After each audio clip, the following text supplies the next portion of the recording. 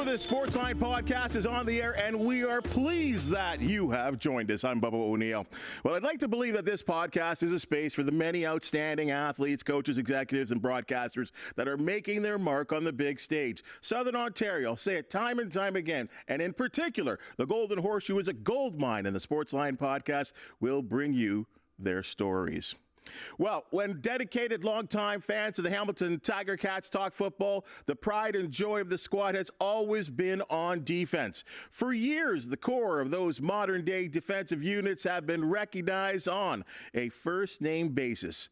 Mosca, Grover, Joe, Hitch, and over the last decade, Simoni.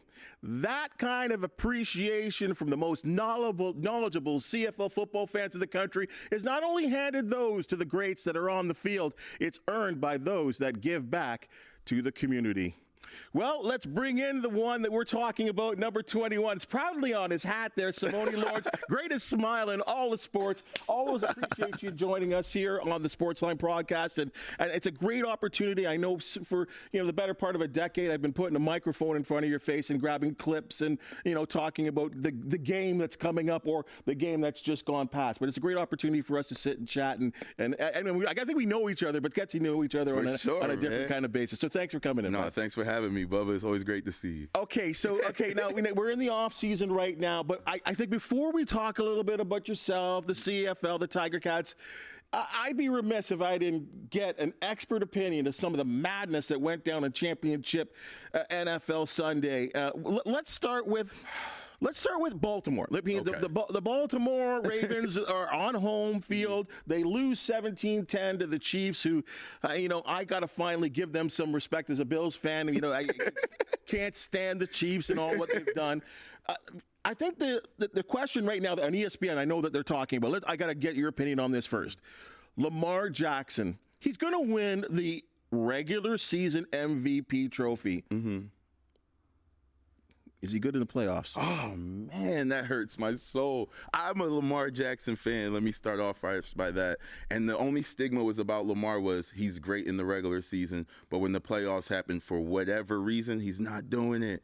And last night, man, it was frustrating because I know that he needs a couple more pieces. Zay Flowers, great wide receiver, but he needs one number one receiver that can beat man-to-man coverage consistently. Mm-hmm.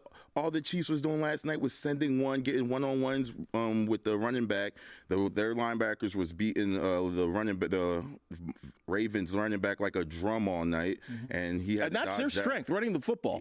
And that's what they should have done all the time, but they got caught playing from behind early.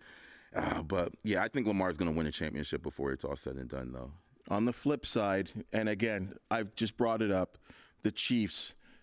Are they getting close? I can't say they're there yet, but are they getting to sort of like Brady, Belichick, Patriots kind of mode? Like Mahomes has played for 6 years, and now he's played 5 AFC championships. Yeah. It's pretty mad. Yeah, you got to give Mahomes the Brady rules now. You don't bet against them.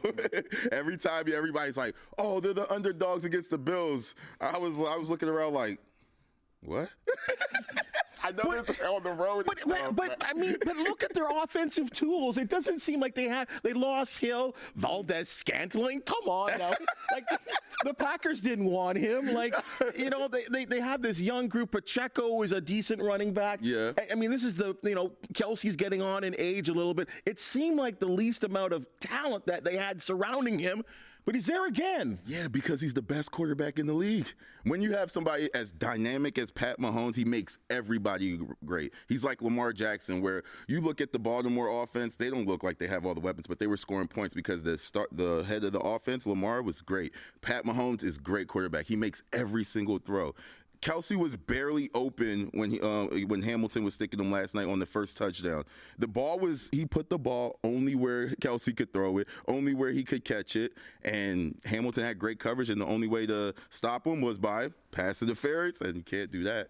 Well, and I get a lot of people saying this argument, and I know we get this argument for decades now as a legendary Belichick or Brady. How much of the success of Mahomes is accredited to Andy Reid? Oh, a lot of success. Andy Reid's one of those coaches where if you do your homework on him, everything comes from Andy Reid. The coaches that he's coaching against, Harbaugh, they're all underneath the Andy Reid tree. His method, his West Coast offense, his brain, like he's one of them ones. You know what I mean? Everywhere he goes, he wins. He was in Philadelphia. And funny story about Andy Reid, when I was a kid, I wore my Cowboys hat because I knew I was about to be around him and stuff, right? He grips my cowboy hat off my head. I start sneezing on it and stuff because I was the biggest Cowboy fan in the world. Right. But, like, yeah, Andy Reid deserves a lot of that credit. I think Andy Reid's one of those coaches where he lets the players be the players and then he gets the best out of them at all times. And I think he's doing a great job, so he gets that credit. All right, we're going to talk coaches now. Okay, the Dan Campbell. Got to go to Detroit now. Yeah. Dan Campbell, okay? I mean, okay, you know what? And we hear on the broadcast, the players love his attitude and the trust that he puts in his players on fourth down situations. What were your thoughts while watching this live and some of the things that happened, the gambles on fourth down, the decision to pass late in the game and have to burn a timeout? What were your thoughts about the coaching job there? I don't know if you're going to say he won the game or he helped lose the game. Anyway, I'll let you speak. Honestly, Coach Campbell's one of those players you like to play for because we're all football players and we're reckless. So when you have a coach like that, you're like, "Ooh, let's go!" When everything's going good. Yeah. But you need somebody that's kind of even in the middle and be like, "Yo, what are you doing, bro? It's 24-10. Momentum shifts are important right now.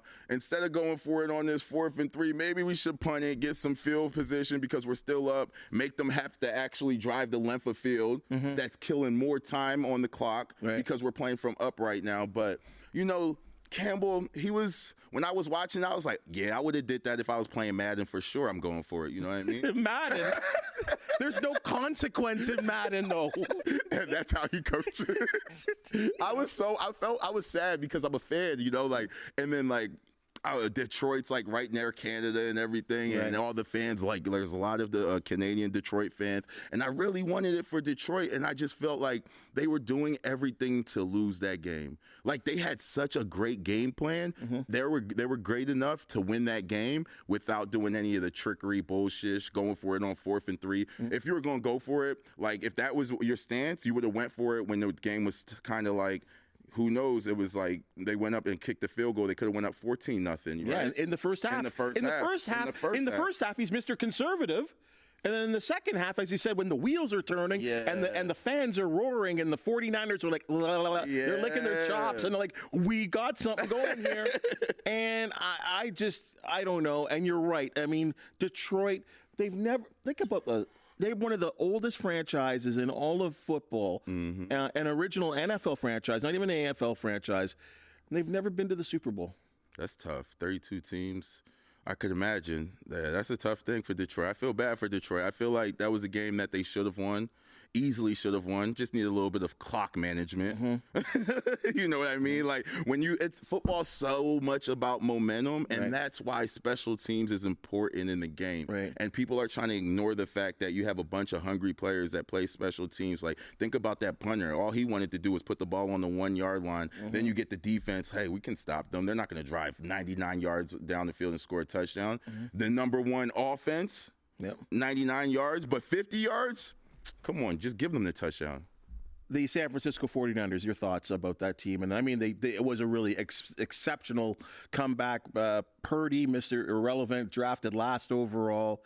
I don't know if he's the real deal or not. I don't know where to go. But I'm a Purdy hater, man. I'm gonna admit it. I'm a Purdy hater. Okay. I'm a Purdy hater, but he does his job at a high level. You know what I mean? And he's a tough kid. He's so tough. I think he's the real deal. He's not somebody that's going to go in there and win a game for you, but he's somebody that's going to go in there and not lose the game for you. So that makes sense. So you would believe he would be the perfect description of a game manager. Exactly.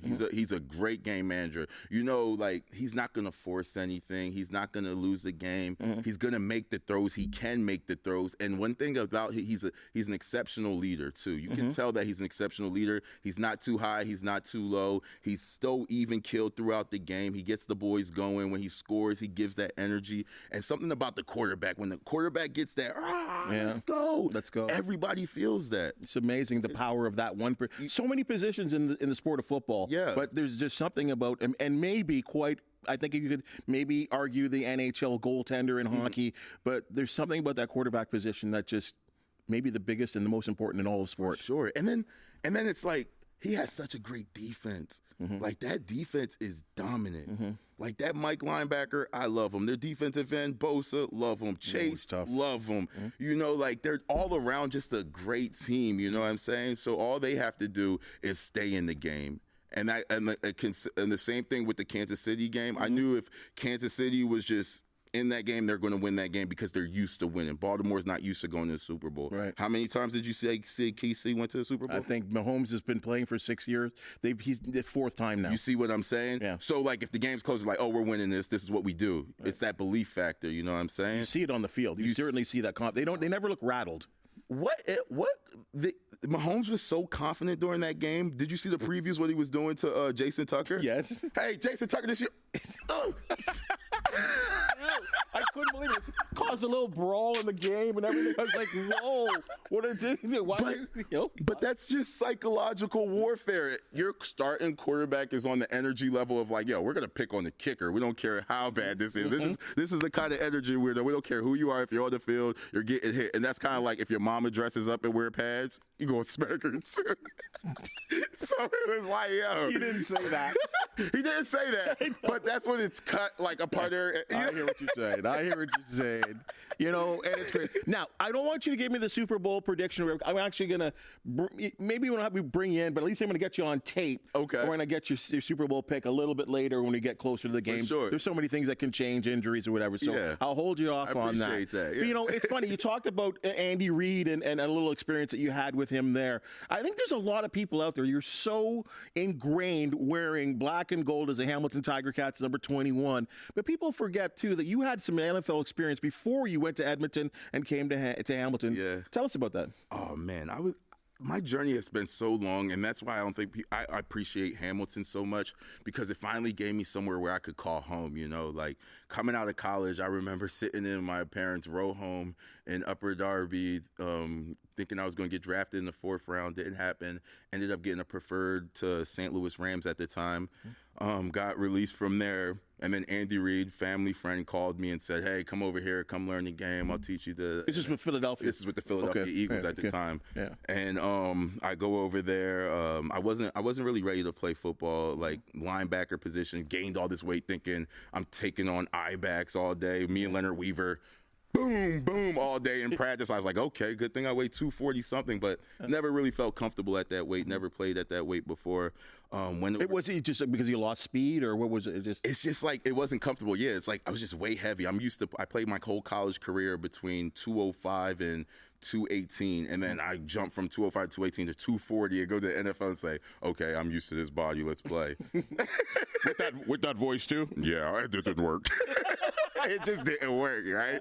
So I'm like, all right, whatever. So I went to the UFL, played football down there, had a great season, played so well that NFL brought me back to the NFL, was on Chicago's practice team, got took off the Chicago practice team, and went to Tampa Bay. And like that was like my real shot. And I was like, okay, cool. This is like I'm playing at my weight that I like to play at. And, you know, I had probably my best training camp, best everything possibly could have with the Tampa Bay Buccaneers. I remember we were playing the Washington Redskins. Speedy B was the returner. I'm playing defense and special teams because it's the 4th preseason game, and those are the games where, like, you got to earn your keeps, right? So I'm running down there. They're talking about all week, Speedy is the fastest guy. You guys need to be on your angles. So I run down there. I grab Speedy, toss him to the ground. I'm like, what y'all talking about? I'm talking like, he's not done. Next punt return, touchdown, Speedy. but like it was such a fun game. Like we were playing in the Redskins stadium. All my family and friends were there. I was starting.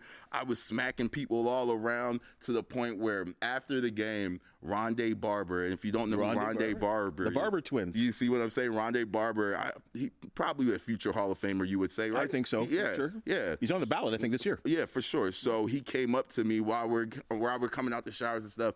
He's like, Simoni, you're really good at football. And I was like, dang, bro, thank you. And in my head, my head just starts spinning like, oh my gosh, I made it. And then we get to meetings, right? They do all the cuts. We're in meetings. We're sitting in the room. To this day, I still never know what happened. So I could probably find out now that I'm more mature and stuff. So we're sitting in meetings. I'm like, oh my gosh, I just made the NFL roster because they're about to give the talk. After the meetings, they said, Simoni, we're sorry. This happened.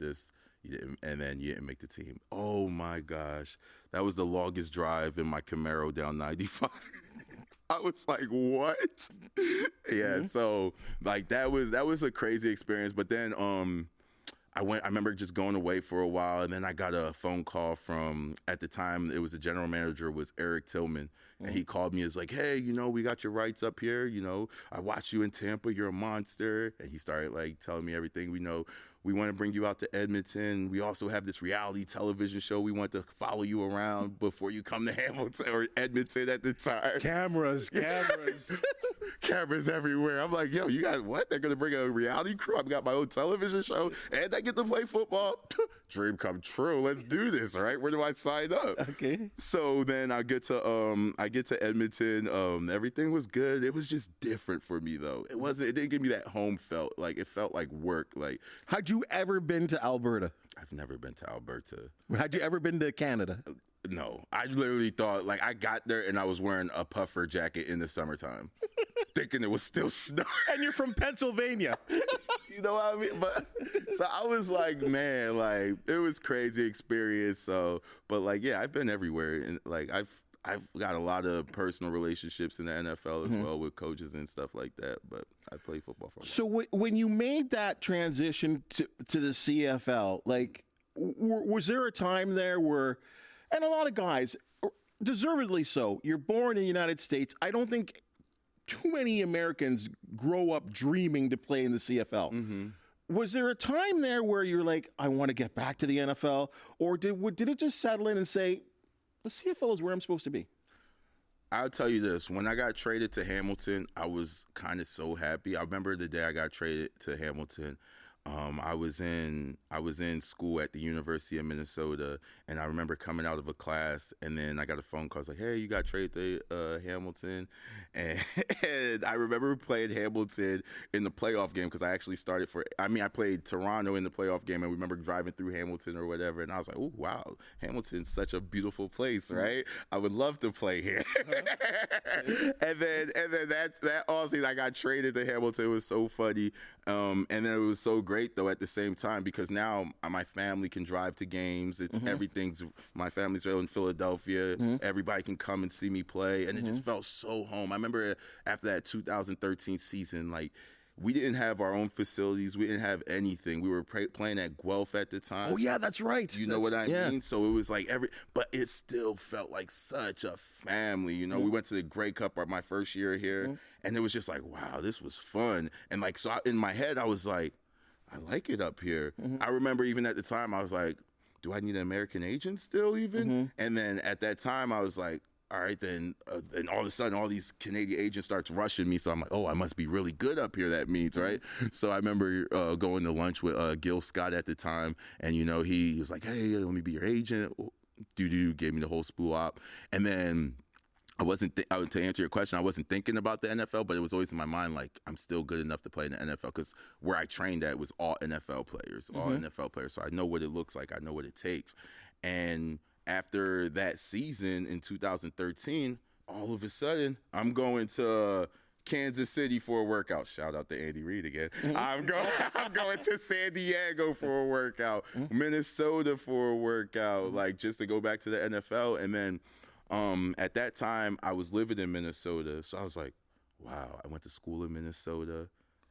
I live in Minnesota. why not play for the Vikings? And I got the opportunity. It must be, you know what I mean? So I took the chance to go back to the NFL after 2013. Long story long, didn't work out. Came back to Hamilton. Well, I didn't know any of this. Yeah, wow. Long story long. Came back to Hamilton. I was a little overweight when I came back to Hamilton because the off-season training in the States is ridiculous. Like it's great. Like I love it. That's why my work ethic is like the way it is. Like and it's sustainable. It plays so long up here. Because the work ethic, like we're in there every single day lifting, eating great food, and they're paying you to do this. Right. Well, and I guess in the States, as compared to the CFL too, you got the summer OTAs and stuff like that too. So you're constantly working, right? I guess. Exactly. Right. And it just shows you like what it takes to be an elite athlete, like during the off season, like after my injury last year. I was like, all right, so let's fix some things in the off season because that's where it always starts and stuff, right? So I remember talking to my trainer like, yo, we got to do this, and I got to do this, and this. And like when you're an elite football player, you know what kind of season you're going to have. Like no matter what nobody says, when you're the best of the best, when you depending on your off season, you can tell everybody what kind of season you're going to have. That's just the way it is. And So you're in your off season right now, and like, what is a day for an off season, Simoni? I mean, no, because I think everyone kind of understands what you guys do, and it's practice and everything's so regimented during the season. But during the off season, what do you do? I keep it military, having a nice little schedule, right? So I wake up. Yoga in the morning for sure. Yeah, I see the yoga. You're big on the yoga with the look. Come on, Bubba. Yo, Bono got me right, man. I see you on the Instagram doing all kinds of stuff now. So, like, one thing I learned about, like, athletes and stuff, I always talk to people and see, like, yo, what happened? Like, why? Like, I feel like I could play football forever. Like, what happened to your body and stuff? And it's always a, like, range of motion and stuff like that. So I'm like, why not work on my range of motion every single day? And where I do yoga at Moto, oh my gosh, they have every single class you could possibly think of, Bubba. When I say sometimes, I just go in there and lay down like this, like, I'm tired after this workout, but I need this heat and I need to stretch for a little bit. Or if I'm having like a long day, I'll go do like a nice vinyasa class, flow class. And I play this game in my head, right? It's crazy, right? Yeah. So I play this game in my head at yoga class because yoga is very slow for me, right? So I have to spice it up. So I count up to 21 times while the yoga teacher is instructing, right? And anytime, like, I forget what number, I have to start all over again. So I have to count up to 21 times before the yoga class is ended and still listen to the directions and stuff. So it's pretty fun. Well, no, it's a good brain exercise. Like teasing your brain and making it work, right? Exactly. I mean, I guess that's discipline, though. And as you do this right now, and as we talk about this off-season stuff, I mean, first of all, early happy birthday. Oh, thank you. I appreciate it. Early happy birthday. Thank you. I don't know if you want to hear, but 36 years old, right? And I'm well past that, so I'm well over that. But 36 years old, what you talked about all these days in the NFL, and you're a young guy. You're flying around. Probably didn't take you much to keep weight and all that kind of stuff. But at 36 years old, what's the differences in keeping yourself up in what you would call game shape? It's just a regiment. I wake up every morning. I go to yoga. And then after this, I have speed training and weightlifting at Players Paradise with my trainer, Adam. And he's just simply amazing. Like, the thing about training, it's kind of like your own therapist too, right? Because you're really you're talking about everything that you want to talk about. You're talking about your goals, and then you see them every single day. So I'm going to training, and then after that, I'll go to another yoga class just because I feel like 3 a day keeps the bench away, right? Is it harder as you kind of get older? Like, is it more difficult, you find? No, it's kind of easier.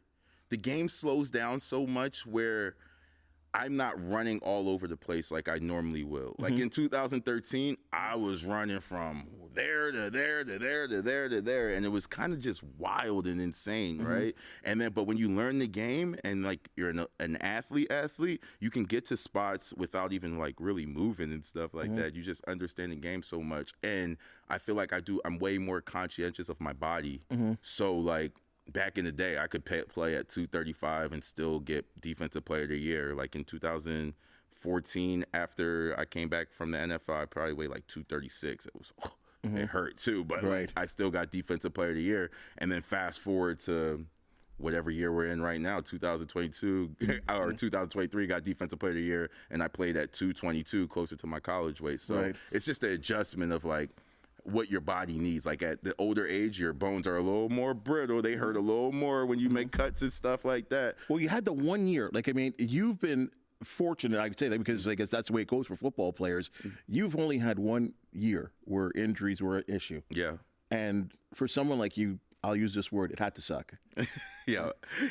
You got to think about it, Bubba. Like, the first time I ever missed a football season was COVID year. Since I was 9 years old, right? Yeah. So, like, that's kind of adversity I've never even faced, right? Like, just not playing football. And now we got football back, and I'm, like, in 2022, and I get hurt, and it's just, like, it's constant. It's constant. It's like, yo, what's going on? What's going on? And then you hear all the outside noise, like, oh, it's because you're getting old and this and that. And, like, in my head, I'm like, I just made a new transition, moving to Canada, and, you know, like, I didn't have my regimen set for the offseason the way I wanted it to. And, like, in my head, I knew what happened, but, like, outside looking in there, like, they don't know what happened. They can only believe what I say or not believe what I say. And with that said, as it would be with my job, your job, anyone's job, there's always someone young that wants your spot. Yeah. And that's got to be tough mentally. That's I love that part of the game. Okay. I'm a competitive. I'm just like that stuff because, like, everybody's always like, oh, they're bringing this person there to do that. They're bringing this person to do that. I'm like, man, bring whoever you want. You know what I mean? This is what we do. We're like, we're like the dogs of the dogs. You know, like somebody comes in the room. All right, let's get to it. You know what I'm saying? Like, let's show why it's like this. And like, going into this season, it was one of those things where it was like, you got to be kidding me. What? You're worried? I mean, you guys are worried about what? You know what I mean? Do you guys know what kind of, I've been here since 2013. You guys know what kind of person I am. You know what I mean? So, like, competition never, like, bothers me even a little bit. Like, I don't even think about that kind of stuff. I think about, like, the team goal of winning a championship, right? Like, competition is just going to make everybody play at a level that they're not usually accustomed to playing at. And I think that's the best thing for football. You just said the word that I'm leaning to right now, and that's championship. And you've played now for 11 years, 10 here in Hamilton. Still elusive. Still elusive. The wins and the losses, and I see it with you guys, obviously being pretty close to the team. And I brought this up with Coach O on the podcast last week. Shout out to Coach O. Yeah. And I know it's weird. President O. President O, my bad. Whoa. My bad. I know. President O, not Coach O. It's weird, though. I don't know how I'm not going to call him Coach O still, right? But I'd said to him, and I'll repeat this story to you if you didn't hear it, is that in the 30 years that I've been doing sports television. Congrats. Thank you. God. Thank you. That's a big dog. Thank you. I'm an old man. But you look good, brother. Thank you. You look good. Thank you, man. You got that baby face looking. Come on, baby. The hardest thing I have ever done in all those years, and Raptors, Leafs, I've done everything and been in everywhere, was going in that dressing room in 2019 in Calgary and putting a microphone in front of you and so many others, and how it was and what a great week that was. The great weeks of practices and the fun that you guys had. That was a great year. 15 victories, franchise, and then to talk to you guys after, sorry, I hate to use the word, Winnipeg whopped you guys. No one saw it coming. Nobody saw that coming. And then the stunned faces of having to talk to you guys as athletes, as professionals, as someone that wants to win a championship, that's someone, as people like yourself that I know that want to bring a championship to Hamilton. What did that feel like? That hurt bad because when you're playing football, everybody's aware of what's going on because it's such one of those aggressive sports. You get to beat each other up and stuff. And in 2019 season, we were beating people up. Like, it was such a fun season. And the Grey Cup game, like, we wanted Winnipeg bad. You know what I'm saying? There was a lot going on with Winnipeg that year. Won't really talk about it, but there was a lot going on with Winnipeg. Lord knows, you know what I'm saying? But, they came in there and they were fired up, but the feeling's just unmatchable. Like, 2013, when we lost the Grey Cup, I was like, we'll be right back. We'll be back. I feel it. 2014, that's one of those where it's like, that's a ring. That's a ring. Speedy B just won us a Grey Cup. That's a ring for sure. You know what I mean? Yeah. That hurt bad. And then 2015? Oh my gosh, it keeps getting. Henry Burris and the 2015 team could have won a Grey Cup. All we had to do was get to the Grey Cup. We're playing Ottawa. They throw up a Hail Mary. Oh. Somebody trips and falls. Oh. We drop an interception the play before that's right. Yeah, like this stuff plays in my mind. Like sometimes I'm just thinking, like I get sad during the day sometimes because it just replays in my mind constantly, right? So like you think about that, I was like, dang, that would have been another Grey Cup. Then you're like, sheesh, no Grey Cup, yeah, here. And then you go like 2019, oh, we're back at it, let's go. This is the time, and not only is it the time, we're 15-3. We had the best team by far. Like we had the best team. You guys were great. You know what I mean? Everything worked. Everything. Oh, Masoli goes down. Dane Evans. Who's Dane Evans? Oh, I'm Dave Evans. Like everything worked. You see what I'm saying? And that was one of those years where it was like you really had to lock in. And then it's like, oh my gosh. I remember like I was so devastated after the 2019 season. I was like, this is the perfect time for a pandemic. Yeah. It's my first break I ever got in football since I was 9 years old, right? Yeah. So, no, that was that room, the tears. I mean, people can't understand what. I mean, you would know, but it hurts. It was a horrible room. People hurts. Hugging, crying. You expected to win. Expected to win, and then fast forward after the pandemic, 2021, the Grey Cup's in Hamilton, and I'm like, yo. It's 2021, and me being a little bit of a narcissist, I'm like, it's 2021. I'm number 21. Let's do whatever we got to do to get this team to the Grey Cup. We didn't start off fast, but I'm like, whatever. Let's get to it. Like I remember every single day. I was like, I would walk around with my football. Let me see that, please. Come on, you can do it. Let's go. Bang. Bang. Walk around with my football. And I'm just thinking about plays. Every single day, I'm like, I got to get an interception in this game. I got to do it. So Labor Day game, interception. Calgary game, interception. First time beating Calgary is how long, right? Oh, gosh. Years. You see what I'm saying? Yeah. And it's just like one of those mind trick things. And I was like, ended up getting player to whatever, MVP of the Ticats. We're in the Grey Cup in 2021, and it's so much about Winnipeg, and all I'm thinking about is how I felt in 2019. Like, I'm like, there's no way we're going to lose this game. But that 2021, that one stunk. That one hurt. Yeah, I mean... And, you know, there was the opportunity at the Ackland catch, and then there was maybe an opportunity. Oh, so close. I mean, that Tim, I mean, you were there again. Oh, we all were. The Tim Hortons, like, we all thought he caught it. And, you know, unfortunately, great play defensively, too. Like, there was a hand in there that knocked the ball out, too. Bubba, what? I didn't. Bubba, what? I'm trying to give Ackland. Wait, Bubba. Here you go. What? Stop, man. Leave me alone. I'm upset. I'm sad, man. I know. I'm sorry. I'm sad. I'm sorry. Ackland was kind of a good guy to me. I love Ackland. Yeah. I love Ackland. No, listen. Football is what thing people have to understand is when you're competing, football is football. You know what I mean? Off of the football field, we're all friends. We all love each other. Like it's just part of the game. But we play a sport. It's like a kid's game with King's Ransom, right? Like this is such a kid game. Like you're 9-year-olds running around having fun type stuff.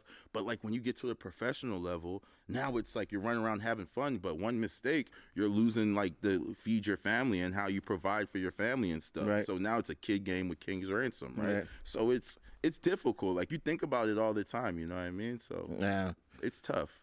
You know, the season was interesting last year where you guys, it just looked like you never reached your potential. And then all of a sudden in the back half of the season, I hate to say it because I'm not a big fan of that. The CFL starts in Labor Day. I mean, what do you play all those games for prior? But you kind of made it true that way because you guys got real hot down the end there. And I actually expect you guys to win in Montreal. I really did. So the season ends there. Where we are right now, now there's a president, new general manager. There's so many changes right now. You know, Jameer Thurman, I thought, you know, Chris Edwards, yourself, just an outstanding linebacker crew. And now there's a new person looking at the team. and evaluating the team and looking to make changes. We've got a new linebacker that just got brought in on a trade from the Argonauts today. When you look towards that, and free agency approaching, you haven't been signed yet. What's going on at this time of the year?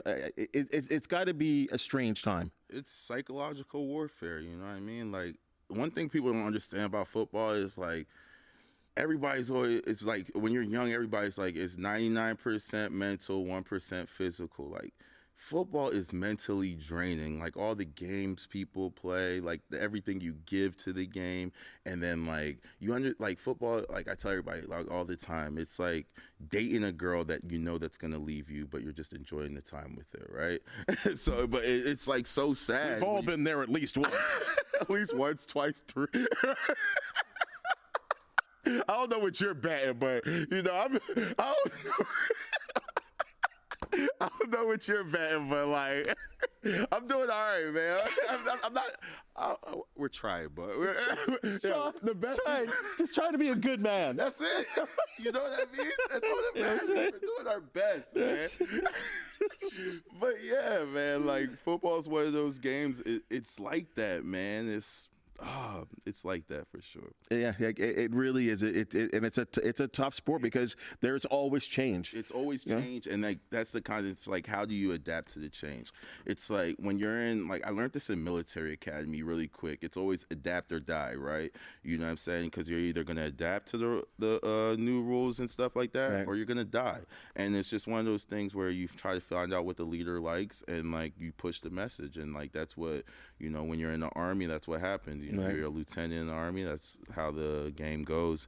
And it's just like, you hope that you put what you consistently been putting on the tape, you know? Right. Like, because at the end of the day, that's your currency, you know? It's your resume. It's your resume. And I make sure the boys always know, like, yo, everything you put on tape, that's part of your resume, you know what I'm saying?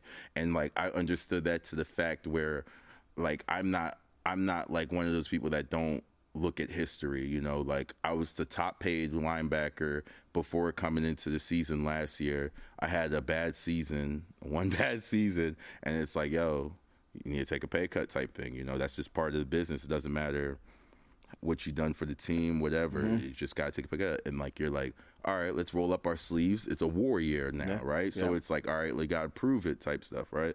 So like, I responded how I feel like I would always respond to anything. A great year. My slaves. Yeah, a great year. Got defensive player of the year for the organization. Didn't miss any practices. Did everything that I was supposed to do for the organization, right? And you know, that's all. And a leader amongst the men as well too. Yeah. So it's like you just do everything that you know you're supposed to do, and you do it at a high level, and you do it consistently.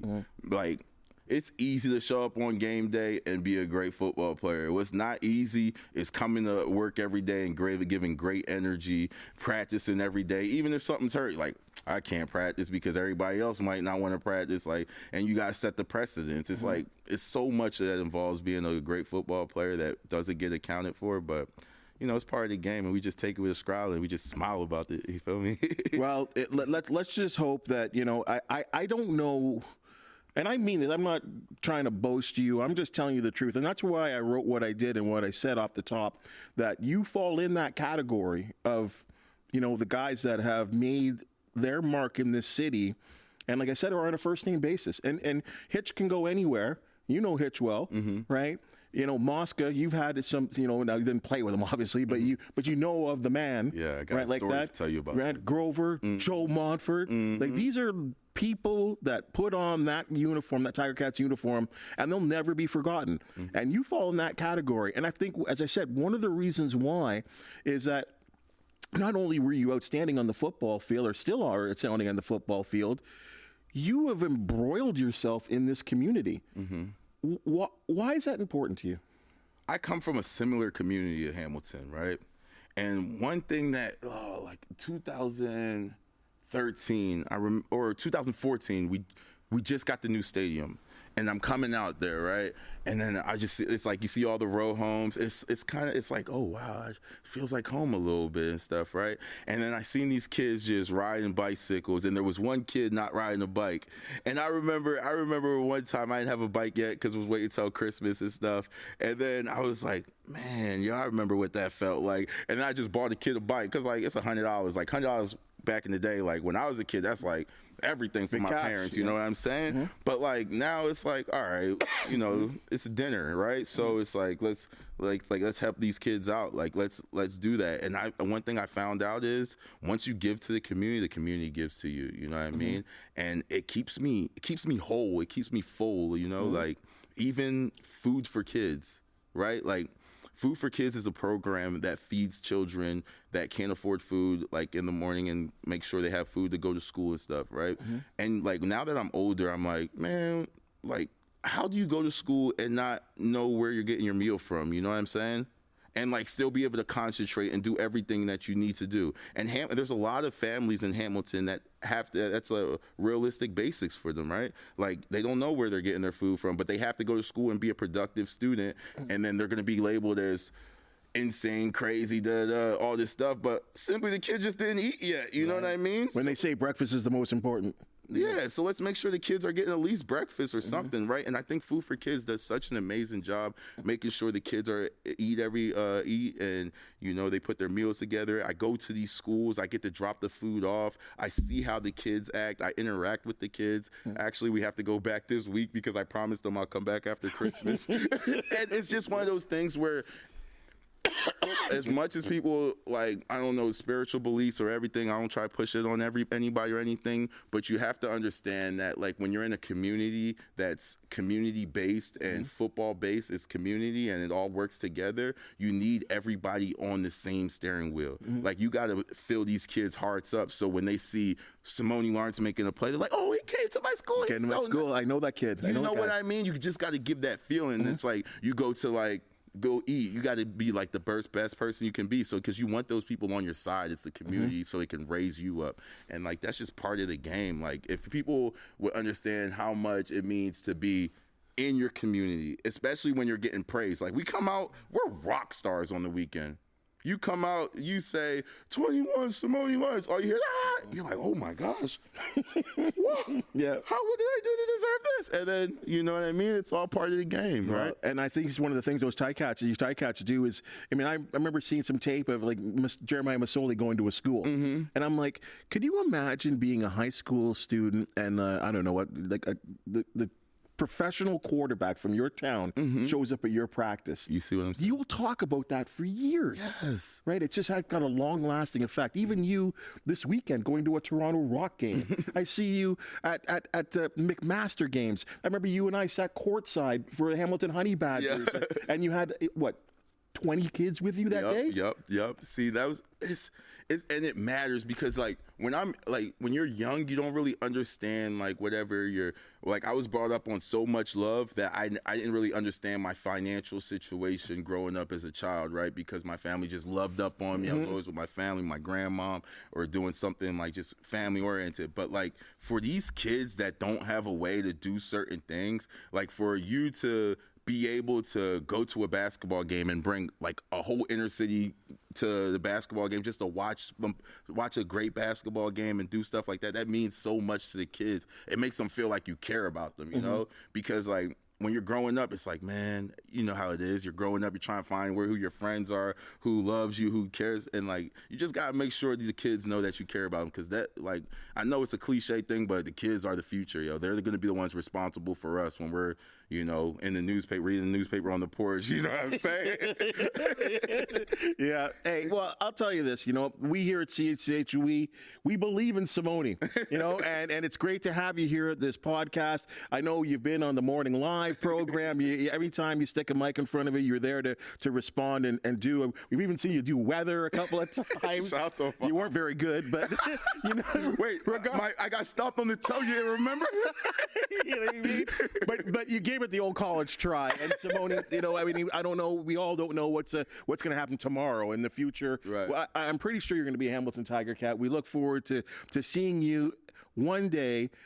Because I think about that 99 parade, and you just said, those guys, the Morreales and Hitch and McManus and Flew, those guys were rock stars. You're a rock star already, but boy, it would be real great, and we certainly hope that we get to see you with that championship trophy going up and down King and Main Street. So thank you for joining us. Really appreciate great stories for you. Really, really appreciate it, and continued success. Thank you. I appreciate it, Bubba. Thanks for having me. Thanks for having me. Thanks for checking out. Hey, folks, if you have a local team to promote, believe a budding athlete deserves a platform, or you just want to talk some sports with me, the Sportsline Podcast is always seeking you. Contact me on many of CHCH's social media platforms, and we'll get you on the podcast, I promise. Please subscribe to the Sportsline Podcast, TikTok, YouTube. Hit that thumbs up. 5 stars is always nice. You can always get the latest and greatest when you do that, folks. For the outstanding hands and minds that make this production possible, I say thank you. We'll see you tomorrow.